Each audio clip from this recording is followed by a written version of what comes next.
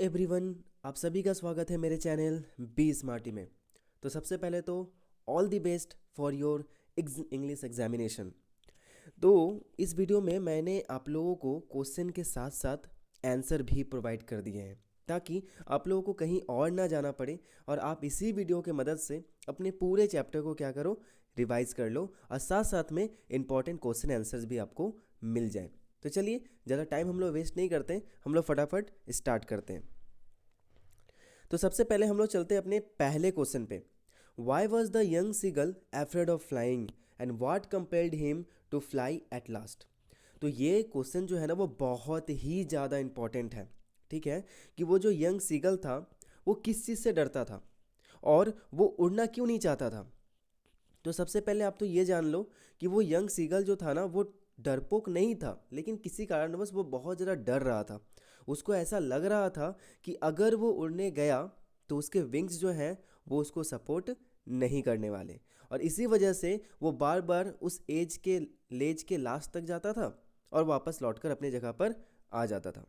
तो यहाँ पे मैंने आंसर दे दिए हैं, आप इसको पढ़ लेना अच्छे से और आपको ये समझ में आ जाएगा। ठीक है, चलो हम लोग चलते हैं नेक्स्ट क्वेश्चन पे। Flying is a natural act in birds.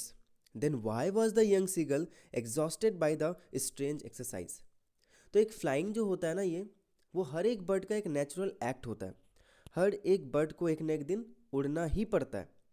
लेकिन ये जो यंग सीगल था वो आखिर क्यों थक चुका था इस चीज़ से, वो क्यों इतना डर रहा था। ठीक है, तो ये क्वेश्चन आपको यहाँ पे कहा गया है। तो ऐसा नहीं है कि उस यंग सीगल के अंदर करेज नहीं था। हाँ, हम ऐसा कह सकते हैं कि शुरू में वो जो यंग सीगल था वो बहुत ज़्यादा डर रहा था, क्योंकि वो उस लेज से नीचे जब देख रहा था तो वहाँ पे सी था, और वो सी जो है वो बहुत गहरा था, है ना। और इसीलिए वो जब भी उस किनारे में जाता था वो डर जाता था। उसको अपने अंदर एक सेल्फ कॉन्फिडेंस नहीं आ रहा था कि मैं उड़ भी सकता हूँ, जिसके वजह से वो हमेशा यही सोचा करता था कि अगर मैं उड़ने गया और नहीं उड़ पाया तो क्या होगा मेरा, कहीं मेरे विंग्स जो हैं उसने मुझे सपोर्ट नहीं किए तो क्या होगा। बस इसी वजह से वो करेज नहीं जुटा पा रहा था और वो नहीं उड़ पाया। आंसर आपके सामने यहाँ पे आप देख लेना। Next, what was the young seagulls experience during his first flight. तो अब वो सीगल जब कूदता है उस खाने पे जो उसकी मॉम उसके पास लेकर आती है, तो उसका एक्सपीरियंस क्या होता है। एट फर्स्ट जैसे वो नीचे कूदता है तो वो हेड डाउन नीचे गिर रहा होता है। ठीक है, और शुरू शुरू में तो उसको कुछ समझ में नहीं आ रहा होता है कि आखिर हो क्या रहा है।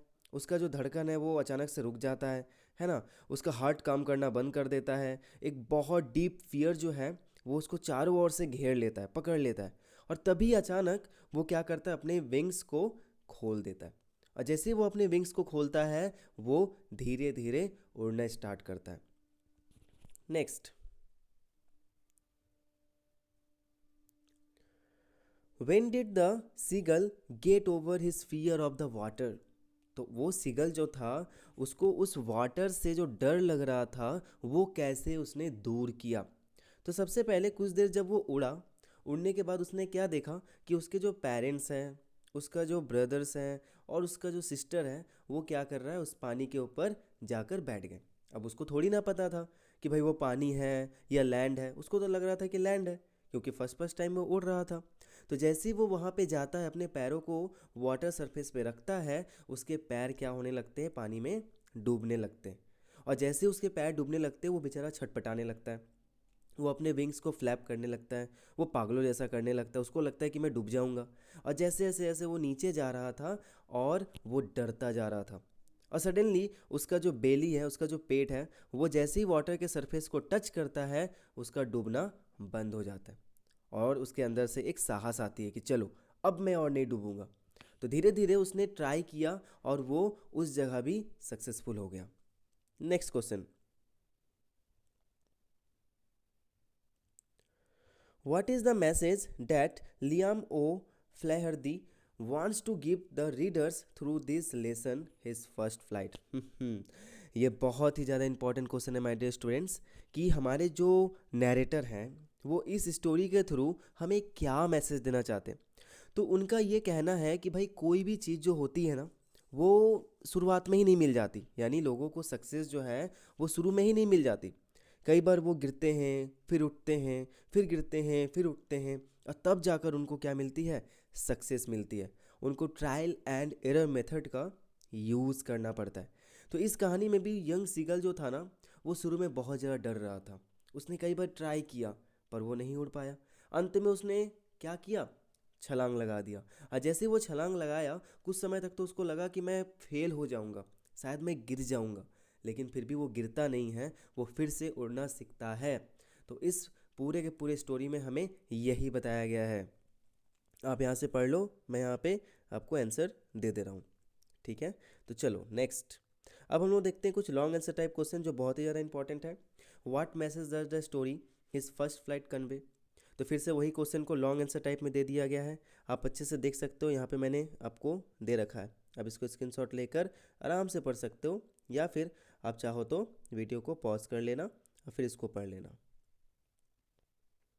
एंड आई होप कि इस बार आपको ये वीडियो पसंद आ रहा होगा, क्योंकि इस बार मैंने आपको आंसर्स भी प्रोवाइड कर दिए हैं ताकि आपको इधर उधर कहीं भी ना जाना पड़े। ठीक है, आइए चलते हम लोग नेक्स्ट क्वेश्चन पे। The mother of young seagull picked up a piece of fish but still did not come nearer to give him. Why did she do so? Did she lack love for her son, or she wanted to make him courageous? What values does the mother depict through her act? Write in 100 to 120 words. तो mother क्या करती है, mother seagull क्या करती है, एक fish का टुकड़ा उठाती है और उस सीगल के पास जाती है, लेकिन उसको देती नहीं है, उसके एकदम करीब नहीं जाती। तो क्या वो जो मदर सीगल थी वो अपने बेटे से प्यार नहीं करती थी, या फिर वो उसको साहसी बनाना चाहती थी? आप इसमें क्या कहना चाहते हो इस पूरे के पूरे कहानी से? तो यस, हम जानते हैं कि हमारे जो पेरेंट्स होते हैं वो कई बार हमें जानबूझकर मदद नहीं करते। इसीलिए मदद नहीं करते क्योंकि वो चाहते हैं कि हम खुद अपने पैरों पर खड़े होएं और खुद आगे बढ़ना सीखें। हम गिरेंगे फिर भी वो हमें सपोर्ट नहीं करेंगे, क्यों? ताकि हम बिना सपोर्ट के भी खड़े होना सीखें।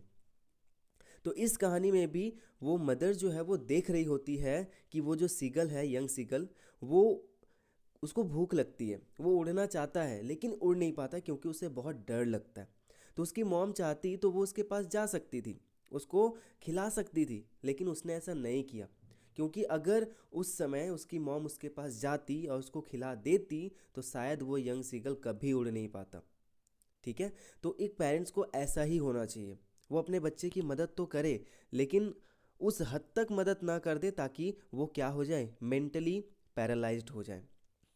तो इस पूरे के पूरे स्टोरी में यही बताया गया है कि वो जो मदर थी ना, वो अपने इस बच्चे को फ्लाई करना सिखाना चाहती थी। वो चाहती थी कि मेरा जो सिगल है, मेरा जो बेटा है, वो भी उड़ना सीखे, ना कि सिर्फ बैठ बैठ के खाना खाए।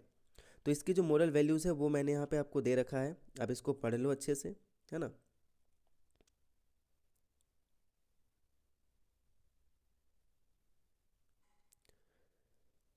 चलो हमारा next question. Why was the seagull same at the was the seagull same at the beginning and at the end of the lesson? Compare and contrast the two kinds of the same seagull in the lesson. तो इस lesson के शुरू में एक seagull के बारे हमने देखा, और इस लेसन के लास्ट में एक सीगल के बारे हमने देखा। क्या वो दोनों सीगल बिल्कुल सेम था, या उसके कैरेक्टर में कुछ चेंजेस थी? ऑफ कोर्स चेंजेस थी भाई, दोनों सेम बिल्कुल नहीं थे। क्योंकि कहानी के शुरू में हमने क्या देखा, एक ऐसा सीगल था जो बहुत ही ज़्यादा डरपोक था, जो अपने उस हील के लेज के ऊपर खड़ा तो था, वो उड़ना चाहता तो था लेकिन नहीं उड़ पा रहा था। उसने कई बार ट्राई किया उड़ने का, लेकिन वो करेज ही नहीं जुगाड़ कर पाया, गेदर ही नहीं कर पाया, जिसके वजह से वो सिर्फ यही सोचता रहता था कि अगर मैं उड़ने गया और क्या हो कि मेरे जो विंग्स हैं वो मुझे सपोर्ट ना करें, और वो इसी डर से उड़ नहीं पाता था। डैट मीन्स कि स्टार्टिंग के शुरू में जो भी सीगल था वो एक डरपोक था, वो उड़ नहीं पाता था। लेकिन इस कहानी के लास्ट में हम जिस सीगल के बारे में बात कर रहे हैं वो एक साहसी सीगल बन चुका था। वो ट्राई किया उड़ने का और वो सच में उड़ पाया। ठीक है, तो आप यहाँ पे देख सकते हो, मैंने यहाँ पे दे दिया है, आप आराम से इसको पढ़ लो।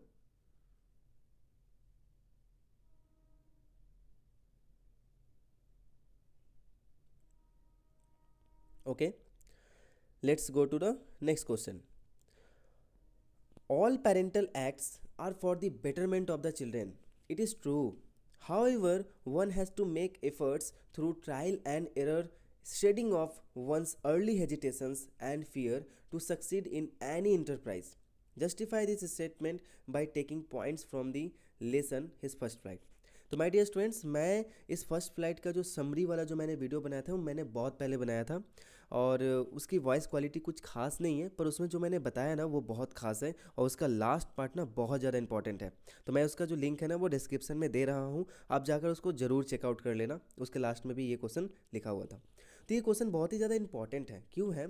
क्योंकि जितनी भी पेरेंटल एक्ट्स होती है, पेरेंटल एक्ट्स का मतलब क्या होता है कि पेरेंट्स हमारे लिए जो भी काम करते हैं उसको हम पेरेंटल एक्ट्स कहते हैं। तो जितनी भी पेरेंटल एक्ट्स होती है ना वो हर एक चिल्ड्रेन के लिए बहुत ही ज़्यादा अच्छी होती है, उनके भलाई के लिए होती है ना? और ये सच भी है। तो यही तो हमें बताना है कि किस तरीके से ये जो पेरेंटल एक्ट्स कभी कभी ना हमें मदद करती है कि हम अपने हेजिटेशंस को दूर करें, है ना? जो भी हमारे डर है ना इनको दूर करें। तो यही हमें बताना है इस स्टोरी से।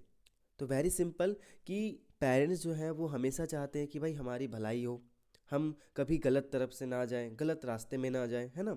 तो यहाँ पे भी वही कहा गया है कि वो जो यंग सीगल की जो मॉम थी ना, वो ये चाहती थी कि उसका जो बेटा है वो उड़ना सीखे।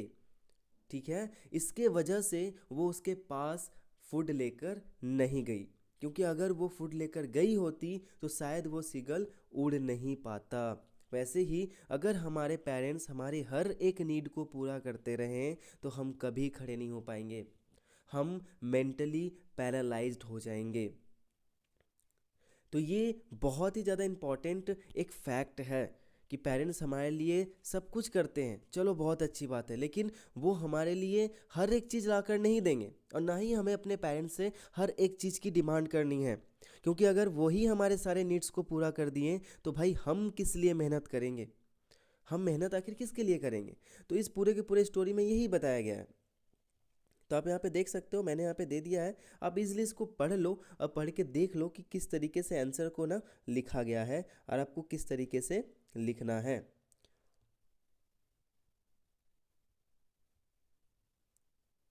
चलो, अब हम लोग चलते हैं नेक्स्ट क्वेश्चन पे।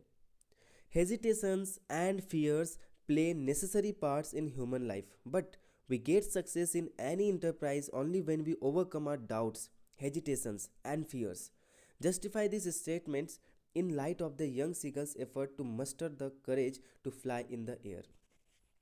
तो ये जो हेजिटेशंस होती है, ये जो फियर्स होती है ना, वो हमारे सक्सेस के रास्ते में सबसे बड़ी ऑब्स्टेकल होती है। आप अगर किसी भी चीज़ में सक्सेस पाना चाहते हो ना, तो आपको इन दोनों को तो सबसे पहले अपने अंदर से दूर करना पड़ेगा। एंड वे क्या है? Hesitations and fear. किसी ने कहा है कि जो चीज़ें आपको चैलेंज करती है ना वही चीज़ें आपको चेंज करती है। आप इसको हमेशा याद रखना। तो यहाँ पे भी यही बोला गया है कि अगर हम अपने लाइफ में कुछ भी करना चाहते हैं तो उसके लिए हेजिटेशन एंड फियर को क्या करना पड़ेगा? दूर करना पड़ेगा। वो यंग सीगल जो था वो हेजिटेट कर रहा था, वो बहुत ज़्यादा डर रहा था उड़ने से, लेकिन अगर वो अपने हेजिटेशन और अपने डर को ना भगाया होता तो शायद वो कभी उड़ भी ना पाता। कहते हैं कि कभी कभी सिचुएशंस हमारे लाइफ में आती है हमें स्ट्रांग बनाने के लिए। वैसे ही वो उसको भूख लगा हुआ था बहुत ज़्यादा, तो वो जो भूख था ना, वो जो हंगर था ना, वो उसके लिए एक मोटिवेशन था। वो उसको आगे करेज को गिदर करने में उसको हेल्प किया। अगर उसे उतनी भूख नहीं लगी होती तो वो कूदता भी नहीं, वो अपनी जगह पर बैठा रहता। तो यहाँ पे जो उसका हंगर है ना वो उसको क्या किया? आगे की ओर ले गया। तो ऐसे ही हम कभी भी कहीं भी कुछ करने जाते हैं तो हमारे अंदर ये हेजिटेशन एंड फियर होती है, लेकिन हमें क्या करना है? इस हेजिटेशन और फियर को अपने अंदर से दूर करना है, क्योंकि अगर हम दूर नहीं करेंगे तो शायद हम उस मुकाम तक कभी नहीं पहुंच सकते, शायद हमें वो चीज़ कभी ना मिल सके। तो इस पूरे कहानी में यही बताया गया है, आप इस आंसर को अच्छे से देख लो और पढ़ लो, क्योंकि जब तक हम कोशिश नहीं करेंगे ना तब तक हम कभी भी कुछ सीख नहीं सकते। कहते हैं ना, if you never try you will never know. आप वीडियो को पॉज करके ये पढ़ सकते हो। और यहाँ पे मैंने आपको ओसवाल के बुक से कुछ इंपॉर्टेंट क्वेश्चंस जो हैं वो दे रखे हैं, आप इसको भी पढ़ लेना और अच्छे से देख लेना। आप चाहो तो स्क्रीनशॉट लेके भी पढ़ सकते हो। ये लॉन्ग आंसर टाइप क्वेश्चन भी है।